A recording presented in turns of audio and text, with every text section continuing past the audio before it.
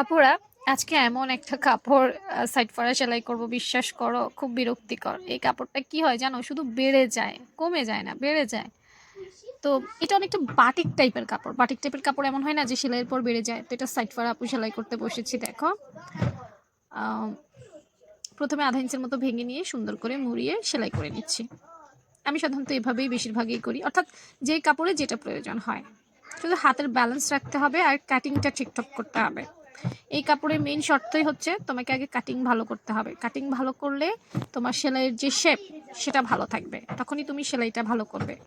অনেকে কাটিং ভালো করে না, পরে সেলাইতে গিয়ে ঝামেলায় পড়ে। দেখো আমি খুব, এটা কিন্তু খুব বিরক্তি করা একটা কাপড় ছিল, কিন্তু দেখো আমি সেলাইটা খুব স্মুথলি করতে পারছি, কারণ হচ্ছে আমি এটা চেক করে নিছি। এই জন্য স্মুথলি আমি সেলাই করে নিচ্ছি ঘুরিয়ে ঘুরিয়ে, দেখছো। আধা ইঞ্চি করে এটা সাইড ফাড়া, কিন্তু সাইড ফাড়া সবচেয়ে কঠিন জায়গা, তাই না?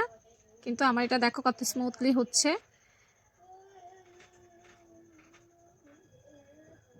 হ্যাঁ, প্রায় শেষ আপুর কাজটা।